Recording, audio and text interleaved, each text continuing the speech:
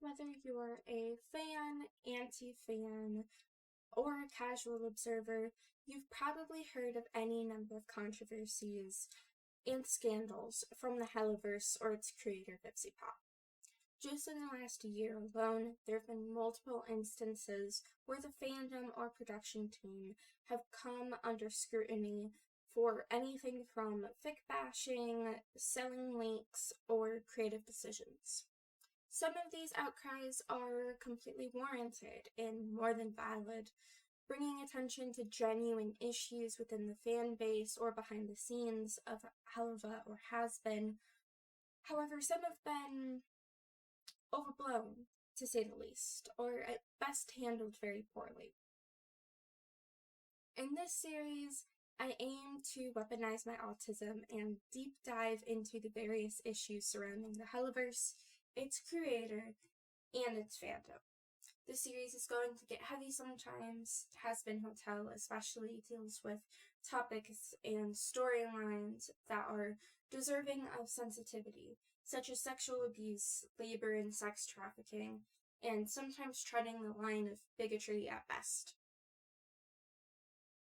Helluva Boss also deals with issues around child trafficking, murder, homophobia, and racism.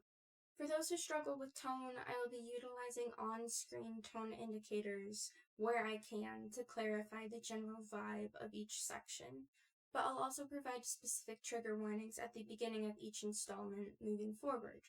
The warnings for this episode will come soon, but there's nothing heavy discussed in detail, so you can be prepared ahead of time for the discussion at hand, and skip the more specific, in-depth episodes if needed or simply uninterested.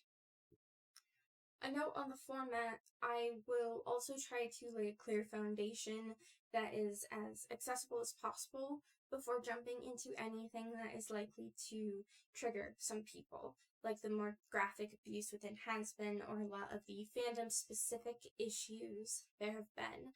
That is to say, I'm going to try to build the series sort of like a pool. There's a clearly marked shallow end over here. This is where we'll start, and I will lead some people into the deep end however far they can or are willing to go, but the shallows are always going to be there to return to, and I'll be back for a break as well. For the most part, though, the visuals of this series won't be that important. There will be some instances where I discuss imagery and visual cues and visual foreshadowing. However, I am a writer. I use a lot of description in my own fiction writing, so hopefully my verbal descriptions and explanations will be sufficient for those who prefer to enjoy this sort of content like a podcast or an audiobook. And if the imagery or memes, frankly, that I am giving seem particularly important to me, I will indicate that verbally and on screen. I'll be utilizing a lot of screenshots, citations, images, clips, etc. outside of this video. This video will be mostly me talking and some clips and images. But if I don't specifically mention that it's important for you to look at, I don't really see any reason why this series wouldn't work as more of a podcast format. It's mostly going to be my face. With all that out of the way, let's get into the video.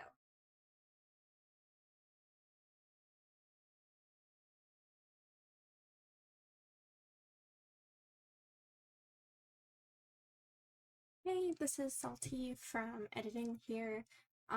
In this video, you're going to see me into very different states of being, working on the same essay. I originally recorded this essay in kind of a more or less straight shot in one afternoon. I wanted to get as much done as I could, so that I could get into editing and, you know, identify issues as early on as I could. And what ended up happening was certain sections of my audio like echoed or doubled, not all of it, but it was an audio issue that I couldn't just fix in my audio editor. I'm not a professional audio tech. I don't know how to work with such a major issue. So, you know, my solution was to just figure out what needed to be fixed, what needed to be replaced, and replace it. And so now, December 12th, my last scheduled day of filming, I have finished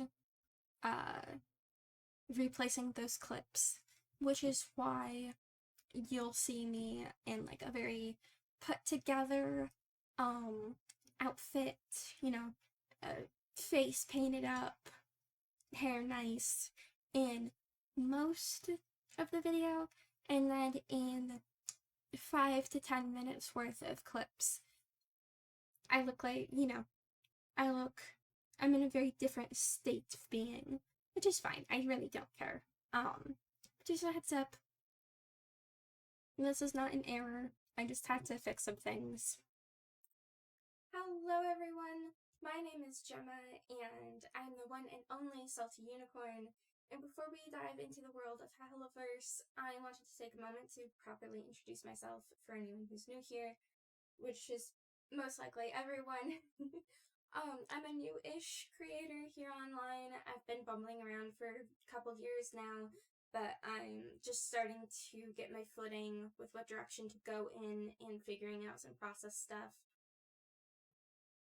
Currently, I'm settling into discussions of media analysis and literacy, pop culture, and politics, with a heavy emphasis on horror and dark media and marginalization, queerness, gender, disability, and insanity, race, ethnicity. I sometimes like to joke that I'm a platinum level queer. I'm a non-binary NBen with an androphone lean. I'm bi, demisexual, and panromantic. And one of my special interests is sexuality and kink. I maintain a heavy focus on queerness, gender, and sexuality within my work, whether it's nonfiction or fiction. You can find more of my writing on my Patreon, Tumblr, and Ko-fi, and patrons get early access and some exclusive content, as well as social media shoutouts. In the future, I plan more horror content, maybe some skits, maybe some readings, but definitely more media analysis and commentary, so keep a lookout for that. Now that you know who I am, let's meet ViviziePop and the Hellaverse. Vivian Medrano, or VivziePop, is a US-American YouTuber, animator, writer, producer, and director. She's best known for the Hellaverse and its source webcomic, Zoophobia. Early in her career on YouTube, she launched her Zoophobia channel, where she uploaded animatics for her Zoophobia project and miscellaneous videos from 2008 to May 2012. She launched her second channel, VivziePop, now Spindlehorse, in 2012, but doesn't seem to have uploaded anything to it until 2013 with her short film, The Son of 666. What followed for several years was a few short films, some animated music videos, animatics for characters, character videos for Zoophobia, mostly, and mixed in with some pixel videos, which was Medrano's then Kitten. We aren't going to discuss Zoophobia itself much in this series, at least not for a while, unless I discover something more interesting about it. But it should be noted that Alistair, Vaggie, and Angel Dust were all originally characters made for the webcomic, and while their general designs are recognizable, some images I use throughout this series might be from their earlier iterations, and noticeably different from their current or pilot era designs. Just for the record.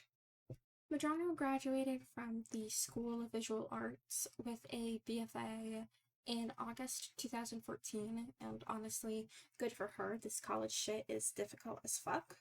As someone currently finishing their degree, she worked as a freelance animator for about 2 years, and Zoophobia was an active project of hers until 2016. At which point, Medrano shifted her focus onto her new project, Hazbin Hotel, which was in its infancy and was steadily being crowdfunded through Vivzie's Patreon, as well as funding from the efforts of Ashley Nicholson and her Honeycast podcast, which we'll discuss that and its effect on fandom and fandom expectations in a whole other video. In 2018, Jonas founded Spindlehorse, her animation studio, where she still serves as director, lead writer, and lead character designer for. The Hazbin pilot and Helluva Boss, as well as shorts, Holidays, and Bad Luck Jack, have been produced through this company, with some collaboration from other entities like Horseless Cowboy, which assisted Medrano in voice casting, especially for Helluva Season 1. And I believe these two companies still work closely for Vivzie's animation projects, including Helluva Shorts, which is the spin-off series of Helluva Boss, also on the Spindlehorse. Some of her other work, not through Spindlehorse, includes the vampire segment of Weird Al's 2024 Pokemania music video, animation and character design on the DreamWorks TV series Too Loud from 2017 to 2019. She's been an actress in several animated shows over the years, including the episode Being British from Normal British Show in 2022, the episode The Beaster Bunny from Ed's World in 2021, and she plays a recurring character, Poopsie St. Pierre, in Ollie and Scoops, which started in 2019 and I believe is still running. We won't be discussing Vivzie's miscellaneous work at length, and really not much of her non-Hellaverse work in general, aside from maybe some general art analysis, and kind of gaining reference for design choices or plot decisions, and some things regarding business relationships and practices. But I feel like this is important background information as we prepare to move into further discussion of Hazbin and Helluva's production history, current events, etc., etc. Now, at this point, if you are new to the Hazbin Hotel or Helluva Boss fandom space, fan content space, you might be wondering, what is the Hellaverse? In the simplest terms, the Hellaverse is the universe that web series Helluva Boss and Amazon Prime exclusive Hazbin Hotel take place in. It was created by Vivian Medrano with some supporting production teams, which have seen several changes over the years. In a sense, it is to VivziePop what the Mirage Comics TMNT series is to Eastman and Laird, but with a lot more controversy involved, hence me dedicating literal hours and what is surely megawatts of pure autistic grizz to put together a series on analyzing it and its controversies and the issues with its fandom and creators alike. Now again, I feel like I must restate, I love the Hellaverse. I tend to be very critical of it, not because I don't like it, not because I don't enjoy it. I think it is fun. I've liked it for several years now, though technically I missed the pilot era. I watched the pilot and started watching Helluva Boss when I was a freshman in college, which was 2022 to 2023. I don't remember which semester. It might have been fall, it might have been spring. But, like, I've been a fan for a while now, and I've seen a lot of changes. A lot of changes, you know, for better and for worse. A lot of changes I have agreed with, a lot of changes I haven't, a lot of changes I can understand and empathize with as a creative, and can also be saddened by, you know? But I don't want my criticisms, and I don't want my frequent hot takes, to come off as overly critical or as disparaging to the universe itself or to other fans. That is not my intention with this series. My intention with the series is to take what I am studying, which is I'm studying creative writing. I'm studying writing as a craft. I'm studying, you know, the production of a story as a skill and as an art form. And I've been studying informally and formally literature and English and media analysis for years, since I was in high school. And those aren't credentials. That's not me trying to say that, you know, I have authority on these matters. I'm just some guy. But I am saying I am asking for the benefit of doubt. What is Hazbin Hotel, if you don't know? The premise of Hazbin Hotel is essentially Charlie Morningstar, daughter of Lucifer and Lilith, opens a redemption hotel for the sinners of hell to carve out a new destiny and reach heaven, subverting both the status quo of the sinner-winner dichotomy and the genocidal exterminations that heaven rains upon the Pride Ring every year due to overpopulation. It mostly centers around Charlie, but the pilot and season 1 also heavily involve her significant other Baggy, her business partner Alistair, Alstral Husk, and hotel resident Angel Dust. In season 2, we also have a lot more emphasis on the eventually redeemed sinner Serpentius, Alistair's other main thrall, Nifty, and the antagonistic group, the V's, Velvet, Vox, and Valentino.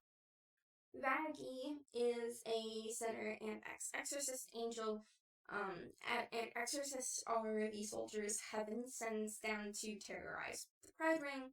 Alistair's an overlord, meaning he's a very supernaturally and politically powerful sinner.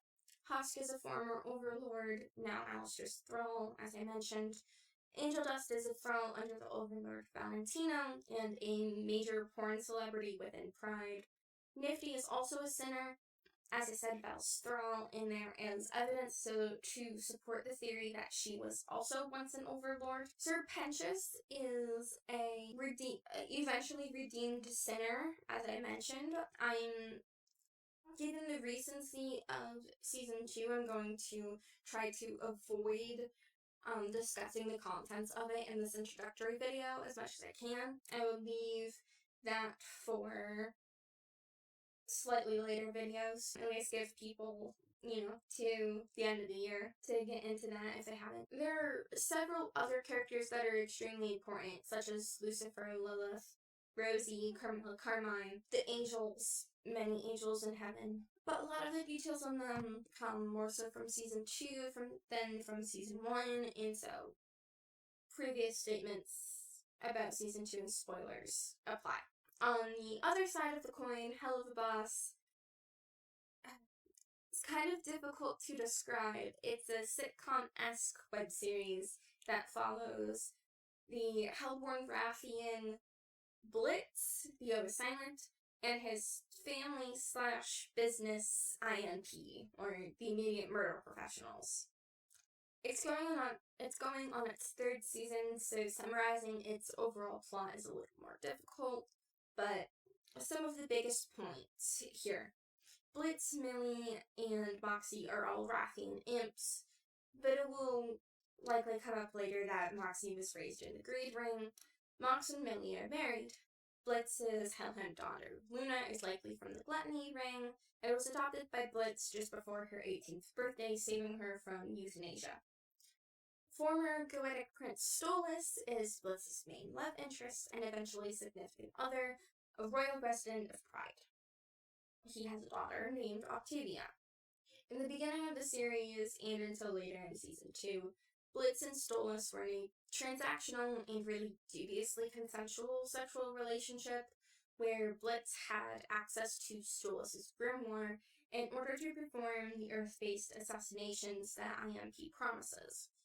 It may be controversial for me to dub their early relationship as dubiously consensual, but Stolitz is going to be a whole video in and of itself, and later on, so take my moniker to heart. This unicorn requires some salt, particularly a few grains. The majority of the show follows IMP's murder missions and family shenanigans and Stolish/Blitz's relationship development, specifically the two of them coming to terms with the fact that they genuinely care about each other and want to treat each other well, even though they don't really figure out that last part for a long time.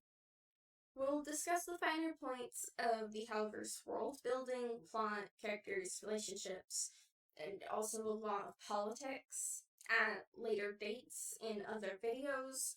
But in this introductory video, I do want to take some time to do some low nuance, low spoiler analysis before I get into the structure for the rest of this video series. What do I mean by low nuance analysis? I'm using this phrase to try to convey the idea that the analytical discussion that follows is going to lack some of the finer details you might expect in a longer segment or a more specific segment regarding media analysis. For example, instead of discussing specific instances of, say, racism in the Hellaverse, I will simply make objective statements regarding depictions of racism or racist portrayals of characters within the Hellaverse. Now, this isn't to say that nuance does not have a place in media analysis. It does.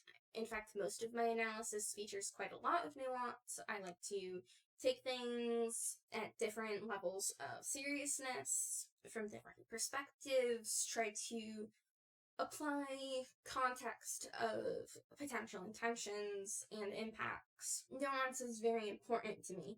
However, this is an introductory video, and given how much I focus on analysis and the political implications of choices that creators make in the creation of media, I feel it's important to establish some of these key subjects, given how much weight they hold in the larger discussion around the Hellaverse and its creators.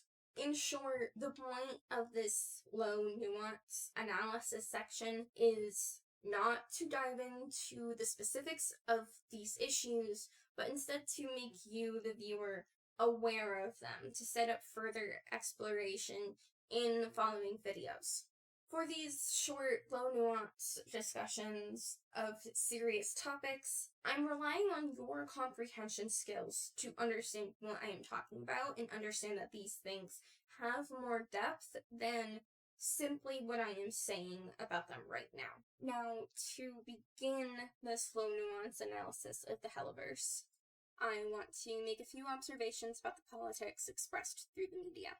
Now, overall, the Hellaverse is a very woman-forward, very queer-forward series. It has many dynamic woman characters in the forefront. It has so many queer characters in the forefront, which I love. There are very few hetero, cisgender, non-ace, non-aromantic characters in the main cast of both shows. There are asexual characters, there are a couple trans characters, and many gay, sapphic, bisexual, generalized queer characters, and few of them are portrayed in ways that demonize queerness or deviant gender expression. In Helluva Boss, there is a heavy emphasis on non-traditional family structures, adopted relationships, and familial relationships between people who aren't related by blood. There's a heavy emphasis on queer men and their relationships to one another, and their relationships to queerness itself. For example, Stolas is a royal and aristocrat who is very much expected to conform to a patriarchal, classist, heteronormative political system wherein he marries a royal woman and has sex with said woman and produces heirs with said woman. However, he is a gay man. He is not bisexual, he's not pansexual, he's not attracted to this woman that he was forced to marry. Blitz, his eventual partner, on the other hand, is pansexual. He's had a long time to experiment and explore his sexuality.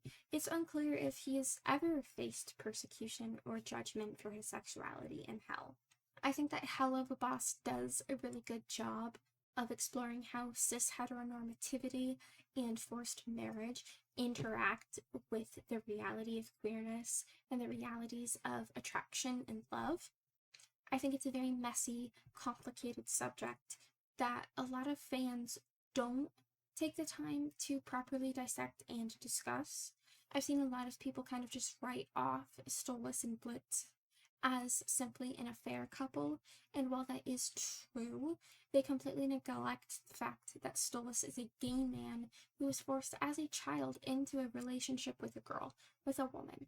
His entire relationship with Stella is non-consensual, and that's not to say that she has consented any more than he has. It is simply to say that their marriage was arranged, their marriage was forced, their marriage was preordained by the adults in their lives when they were practically toddlers. So I don't think it's politically aware to completely write off the validity of Stolas and Blitz's relationship as being, quote, just an affair. Now, in Helluva Boss, also, I think that race and hierarchy and power imbalances are handled very poorly, even really discussed in the text at all. Stolas, as I mentioned, is a royal. Blitz is an imp. He's a peasant. He is a lower-class, working, indigenous man, essentially. The imps are the native species of Hell. Stolas is an Ars Goetia, who, for all intents and purposes, it can be assumed, are not native to Hell, or at the very least were created and given power by Lucifer and the Seven Sins. The Ars Goetia are a colonizing people. They are people who have taken power from the imps, to the point where Blitz says himself in the new Mission Zero, we got to serve whoever the fuck lands in our backyard. Now, also in Mission Zero, the discomfort Blitz experiences regarding the nature of Stolas' early relationship is alluded to through body language and expression, and they even have it out over their differences in status throughout the series. Stolas expresses blatant fetishizing racism toward Blitz and other imps throughout seasons 1 and 2, but there's no real confrontation of the issue within the series. There's little acknowledgement of the fact that much of his treatment of Blitz and much of his feelings toward Blitz are based in his own fetishistic ideas of Blitz as an imp. And I think this is probably the show's biggest failing. Now on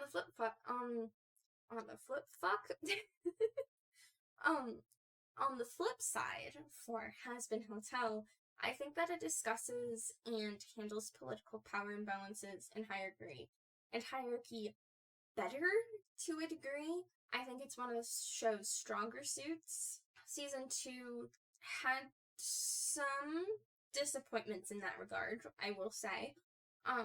But I think there's still a lot that has been done well. There's a lot that could be done better, and a lot that can be said for how politics are discussed and expressed through Hazbin Hotel. It's certainly a stronger point than its handling of race and racism. Throughout Hazbin Hotel, there are a lot of expressions of empathy and compassion toward a variety of characters for a variety of reasons. Charlie, sometimes despite her own personal issues with other characters, maintains a level of empathy that the other denizens of Hell call delusional or dumb or hopeless, even in the face of condescension and insult, even in the face of a physical attack. She maintains that anyone can be redeemed, no matter what they've done, who they've hurt, what they think of themselves. Anyone can be redeemed. Anyone can be helped. Anyone can change, as long as they put in the effort to. At the same time, She acknowledges that violence is sometimes the answer, because the question to begin with was, what are you going to do when we try to hurt you? Throughout the trial and turmoil and error of her own personal failings, she retains her optimism. She retains her insistence that people can be helped. Sinners can be helped. They deserve that more than they deserve retribution and punishment. And this way, Hazbin Hotel has a very liberal message, one of hope and human dignity, or I suppose in this case, demon dignity.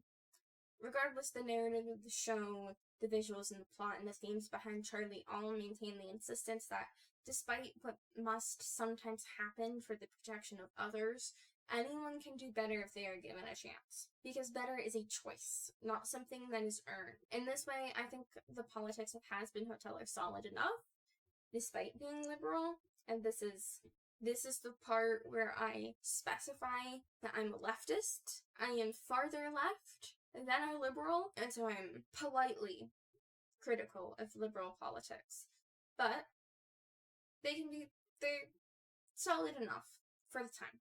On the other hand, I think that the way the show handles queerness and intersections of identity leaves a lot to be desired. I think that many of the characters suffer from a lack of dimension, where the most defining qualities are related to their queerness or their queer relationship, or their lack of queerness.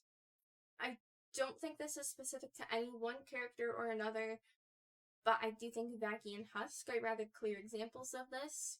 Both have very obvious personalities, however their story arcs largely revolve around their partner or partner-to-be, not their own inner world or emotional mechanisms.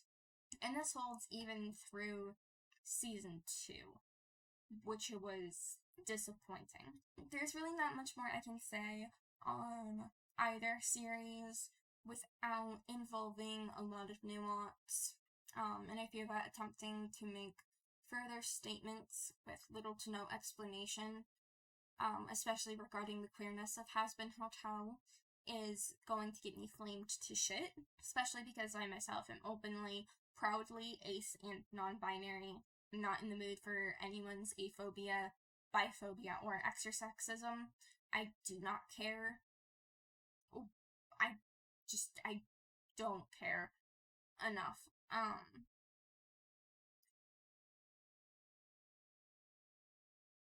But I do fear the effects that could have on others. The effects that inviting bullshit fandom controversy too soon could have. There are conversations that I want to help facilitate and foster. I can't do that if I'm not mindful of landmines right now. There's a technique to disarming them, and it's not to run carelessly over top them. But with that said, this concludes my low nuance analysis section, and now let's talk about the structure of the early stage of the series that I'm making.